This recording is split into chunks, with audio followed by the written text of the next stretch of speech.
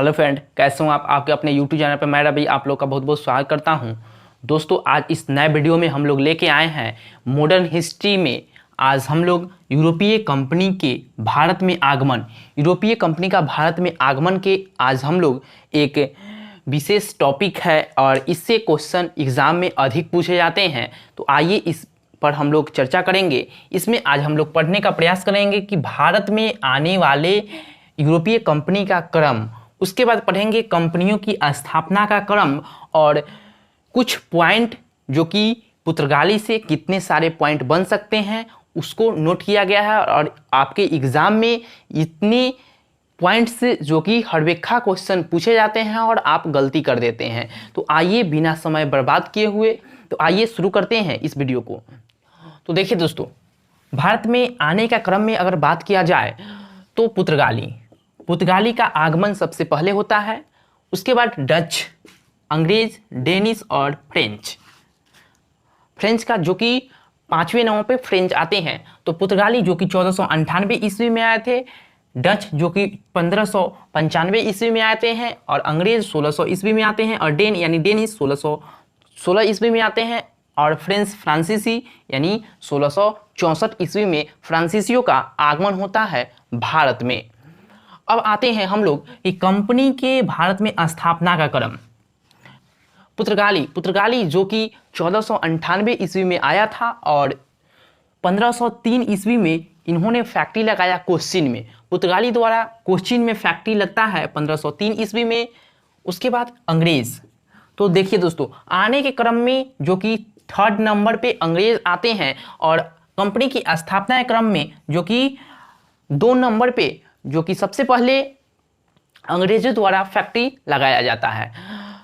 तो 2 नंबर में 1600 में ईस्वी में फैक्ट्री लगाते हैं अंग्रेज। तो 1608 ईस्वी में इन्होंने सूरत में फैक्ट्री लगाया था। 1600 ईस्वी में आया था और 1608 ईस्वी में फैक्ट्री अपना लगाते हैं। उसके बाद डच जो कि 1602 ईस्वी में आता है और 1605 ईस्वी में वह फैक्ट्री लगाते हैं मसूलीपट्टनम में। डेन जो कि 1616 ईस्वी में आते हैं और इनके द्वारा जो कि 1620 ईस्वी में ड्रावनकोर में यह फैक्ट्री लगाते हैं डेन। उसके बाद फ्रांसीसी जो कि 1664 ईस्वी में आते हैं और फैक्ट्री 1668 ईस्वी में सूरत में लगाते हैं। ठीक है, तो ये रहा आपका कंपनी की स्थापना का क्रम और ये आने के क्रम। तो आने के क्रम में सबसे पहले पुर्तगाली, उसके बाद डच, उसके बाद अंग्रेज, उसके बाद डेनिश, उसके बाद फ्रांसीसी। तो आने के क्रम में एक सीरियल में आप देखेंगे तो 3 नंबर पे आने के क्रम में अंग्रेज आते हैं और स्थापना कंपनी के क्रम में दूसरे नंबर पे अंग्रेज करते हैं। तो आइए क्या कारण हुआ कि यह स्थापना कंपनी का होता है। तो देखिए दोस्तों, आखिर व्यापार कहा जाए तो व्यापार जो कि यूरोपीय देशों से प्राचीन काल से चलता आ रहा है। मध्यकालीन काल में भी व्यापार चला और आधुनिक काल में भी व्यापार चलेगा। तो यूरोप और अरबवासी 2 देश हुआ करता था और यूरोप में 2 देश पुर्तगाली और स्पेन और अरबवासी। तो अरबवासी यूरोप को जो कि मसाला प्रोवाइड करवाता था, देता था। तो अरबवासी कहाँ से मसाला ले जाता था? तो अरबवासी जो कि भारत से व्यापार करता था। अरबवासी का बहुत ऐसा एशिया महाद्वीप में व्यापार करने का स्थल यहाँ पर था। बहुत बड़ा हाथ कह सकते हैं, बहुत बड़ा हाथ था व्यापार करने का अरबवासी का। तो अरबवासी जो कि व्यापार कर ले जाते थे भारत से और यूरोप को वह बेचते थे। एक दिन की बात है, 1453 ईस्वी में कुस्तुतुनिया पर तुर्कों ने अधिकार किया। कुस्तुतुनिया पर तुर्कों ने अधिकार कर लेता है तो व्यापार का जो रास्ता है वह बंद हो जाता है। व्यापार का रास्ता बंद होने के बाद उस समय 2 रास्ता था आने के लिए भारत में। पहला जो कि एक स्थल मार्ग से आप आ सकते थे, नहीं तो जल मार्ग से। तो स्थल मार्ग का जो कि रास्ता था वह बंद हो चुका था, अधिकार कर लिया था गया था। और जल मार्ग का रास्ता, तो जल मार्ग में आने के लिए उन्होंने, जो कि उस समय पुनः जागरण स्टार्ट होता है और लोगों में उद्यमी विकास होता है। तो उस समय जो कि यूरोप में दो देश हुआ करता था, पहला पुर्तगाली और दूसरा स्पेन। पुर्तगाली की राजधानी लिस्बन है, ठीक है। तो पुर्तगाली में दोस्तों एक राजकुमार रहते हैं, प्रिंस हेनरी, जो कि द नेविगेटर के सतत प्रयास से खोज का कार्य आसान किया। तो खोज के कार्य आसान करते हैं और उसके बाद जो स्पेन रहता है और पुर्तगाली रहता है, इन दो नाविक जो कि भारत की मार्ग की खोज के लिए निकले। तो सबसे पहले कोलंबस द्वारा, यानी स्पेन द्वारा नाविक जो कि कोलंबस आते हैं और वह जो कि खोज भारत का ना करके अमेरिका की खोज कर लेते हैं, ठीक है। तो यहाँ पे शॉर्ट मैप में हम लोग देखने का प्रयास करेंगे। यहाँ पे आप देखिएगा तो उत्तर अमेरिका, यहाँ पे दक्षिण अमेरिका, यहाँ पे देखिएगा तो आपका यूरोप है और यहाँ पे अफ्रीका महाद्वीप है, यहाँ पे एशिया महाद्वीप, यहाँ पे ऑस्ट्रेलिया महाद्वीप, ठीक है।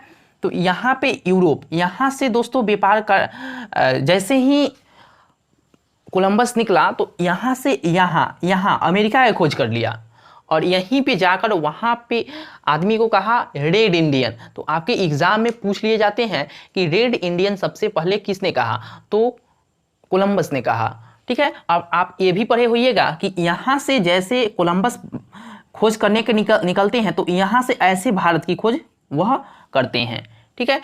तो कोलंबस जो कि फेल हो चुका भारत के मार्ग की खोज करने के में। उसके बाद आता है बारी दोस्तों पुर्तगाली का। तो पुर्तगाली जो कि 20 मई 1498 ईस्वी में वास्को डिगामा जो कि खोज के लिए निकलते हैं, भारत की मार्ग की खोज के लिए निकलते हैं। और खोज करने के बाद निकलने के बाद उनको जो कि उत्तर मासा द्वीप पर चक्कर लगाते हुए एक सहायता करने के लिए अबुल मजीद गुजराती पथ प्रदर्शक से मुलाकात होती है और इन्हीं के सहायता से जो वास्को डिगामा ने भारत में क्रूज किया। और सबसे पहले वास्को डिगामा ने जो कि कालीकट के बंदरगाह कपूर डाबू पर सबसे पहले वह आया। तो जो कि कपूर डाबू केरल में है, वहां पर आने के बाद जबोरिन राजा ने उसको भव्य स्वागत करता है। उसके बाद दोस्तों वास्को डिगामा जिस मार्ग से आया उस मार्ग का नाम देता है Cape of Good Hope date. क्या? Cape of Good Hope date, ठीक है। तो इसको याद रखिएगा। और उसके बाद जमोनी राजा बहुत भव्य स्वागत करते हैं और पुर्तगाली का यानी यह उद्देश्य था कि जाकर व्यापार कर अधिक लाभ कमाना। तो वास्को डिगामा 1498 ईस्वी में भारत में क्रूज करते हैं, आते हैं और 1499 ईस्वी में वह अपने व्यापार कर ले जाते हैं। तो उस समय का प्रसिद्ध व्यापार था क्या? प्रसिद्ध व्यापार काली मिर्च, सोडा, अफीम, बहुत सारे जो कि व्यापार करने के लिए चीज था वह व्यापार कर ले गए। तो उस समय यूरोप में बहुत गर्मी पड़ती थी, यूरोप में बहुत ठंडी पड़ती थी। तो वहाँ के लोगों को बहुत मसाला की जरूरत होता था और अरबवासी बहुत अधिक दाम में मसाला देता था। इसलिए यूरोप जो कि डायरेक्ट व्यापार करना भारत से चाहा। तो वास्को डिगामा सबसे पहले 1498 ईस्वी में भारत में आते हैं और वह व्यापार कर ले जाते हैं। आने के क्रम में आप देखेंगे तो सभी खर्चा को छांट लिया जाए, सभी व्यय को छांट लिया जाए तो 60 गुना का मुनाफा देखने को मिलता है वास्को डिगामा को। तो 1 रुपया में दोस्तों 60 रुपया का मुनाफा हो रहा है तो कौन नहीं व्यापार करना चाहेगा। तो इस तरह से पुर्तगाली का और दिलचस्पी भारत से बढ़ा और क्रूज किया व्यापार करने के उद्देश्य से। तो व्यापार करने के उद्देश्य से 1500 ईस्वी में पेड्रो अल्ब्रेज कैम्बरल आता है व्यापार करने के लिए। उसके बाद 1502 में आप देखेंगे तो फिर से पुनः वास्को डिगामा 1502 ईस्वी में भारत में आते हैं और जो कि 1503 में प्रथम फैक्ट्री कोच्चिन में, पुर्तगालियों द्वारा प्रथम फैक्ट्री कोच्चिन में लगाया जाता है और 1505 ईस्वी में दूसरी फैक्ट्री कुन्नूर में लगाया जाता है। ठीक है, तो वास्को डी गामा कुल 3 बार भारत आ चुके हैं, एक 1498 ईस्वी में और 1502 ईस्वी में, 1524 ईस्वी में। तो कुल 3 बार वास्को डी गामा भारत में आए थे और 1524 ईस्वी में आने के क्रम में इनको मृत्यु हो जाती है भारत में ही, और भारत में इनको दफना दिया जाता है और समाधि भी भारत में बनता है। और वास्को डी गामा के बाद जो कि 1505 से 1509 ईस्वी में फ्रांसिस्को डी अल्मीरा भारत में आता है। उसके बाद फ्रांसिस्को डी अल्मीरा जो कि भारत में आने के क्रम में इनको प्रथम गवर्नर बना दिया जाता है, पुर्तगाली गवर्नर। ठीक है, तो फ्रांसिस्को डी अल्मीरा को पुर्तगाली गवर्नर बना दिया जाता है और फ्रांसिस्को डी अल्मीरा द्वारा जो कि ब्लू वाटर पॉलिसी यानी शांत जल की नीति बिछाई जाती है हिंद महासागर में। तो Francisco de almirah blue water policy लाया था, तो ये आप याद रखिएगा, शांत जल की नीति। ठीक है, तो इनका उद्देश्य था कि कोई भी व्यापार करे तो हमारे से पूछकर व्यापार करे, यानी समुद्र में आए या समुद्र से व्यापार आने जाने के क्रम में कोई भी करे तो हमारी जो पूछ के करे और हमको कोई रोकने टोकने वाला नहीं हो, हम खुलेआम समुद्र में आया जाए और व्यापार करे, इसलिए वह शांत जल की पॉलिसी लगाई थी। चलिए, शांत जल की नीति। चलिए, उसके बाद फ्रांसिस्को डी अल्मीरा के बाद 1509 से 1516 ईस्वी में अल्फांसो डी अल्बुकर्क आते हैं। अल्फांसो डी अल्बुकर्क 1509 से 1516 के मध्य में आते हैं और यह बहुत शातिर और चालाक व्यक्ति था अल्बुकर्क, और अल्बुकर्क को भारत में पुर्तगाली का वास्तविक संस्थापक भी माना जाता है। उसके बाद देखेंगे तो अल्बुकर्क द्वारा जो कि मुख्यालय को कोच्चिन में शिफ्ट कर दिया गया। अल्बुकर्क ने जो मुख्यालय था उसको कोच्चिन में शिफ्ट कर दिया और 1510 ईस्वी में अल्बुकर्क ने बीजापुर के आदिल शाह सुल्तान से गोवा जीत लिया और अपने क्षेत्र में मिला लिया। बीजापुर के आदिल शाह सुल्तान से अल्बुकर्क ने गोवा जीत लिया और अपने क्षेत्र में मिला लिया। उसके बाद अल्बुकर्क ने 1511 एवं 1515 ईस्वी में मलक्का और होर्मुज़ बंदरगाह पर कब्जा कर लिया, नियंत्रण में ले लिया। तो बहुत बड़े बड़े मलक्का और होर्मुज़ बंदरगाह थे जो कि कब्जे में कर लिया जाता है अल्बुकर्क द्वारा। और 1515 ईस्वी में जो कि अल्बुकर्क ने प्रथम चर्च बनाया था गोवा में, और उस चर्च का नाम सेंट जेवियर चर्च है। उस चर्च का नाम सेंट जेवियर चर्च है। उसके बाद देखेंगे तो अल्बुकर्क के समय में जो कि अल्बुकर्क बहुत चालाक व्यक्ति था, तो इन्होंने सोचा जितने जे हमारे देश से जो शासक आएंगे, जो आदमी आएंगे, वह भारत में आकर स्त्रियों से शादी कर वह अपना यहीं पे एक अस्थायी जीवन निवास करेंगे और अपने वंश को आगे बढ़ाएंगे और अपने सब कब्जे में लेंगे। तो इनका अल्बुकर्क का यही विचार था कि कोई भी वहां से शासक आए या कोई भी आदमी आए वह भारत के स्त्री से शादी करे। तो अल्बुकर्क का यह प्रस्ताव था। और उसके बाद देखेंगे अल्बुकर्क के बाद 1529 से 1538 के बीच में जो कि नीनो डी कुन्हा आते हैं। नीनो डी कुन्हा, तो नीनो डी कुन्हा द्वारा क्या नीनो डी कुन्हा करते हैं और कौन कौन से इंपॉर्टेंट पॉइंट बन जाते हैं और हमारे एग्जाम में कौन कौन से इंपॉर्टेंट पॉइंट पूछे जाते हैं, आइए शुरू करते हैं। तो नीनो डी कुन्हा में आप पढ़े होंगे कि कोच्चिन का सरकारी कार्यकालय था जो कि 1530 ईस्वी में गोवा स्थानांतरित कर देता है नीनो डी कुन्हा। तो कोच्चिन का सरकारी कार्यकालय नीनो डी कुन्हा द्वारा जो कि 1530 ईस्वी में गोवा स्थानांतरित कर दिया जाता है। उसके बाद 1534 ईस्वी से 1900 के मध्य में आप देखेंगे, 1534 से 1973 के मध्य आप देखेंगे तो बीच में बेसिन से लेकर गोवा, दमन, दीव, यह सारे पर जो कि नीनो डी कुन्हा अपने कब्जे में, अपने नियंत्रण में ले लेता है। ठीक है। उसके बाद 1560 ईस्वी में ईसाई धर्म न्यायालय स्थापना किया था गोवा में। तो नीनो डी कुन्हा के तरफ से जो कि 1560 ईस्वी में ईसाई धर्म न्यायालय स्थापना किया जाता है।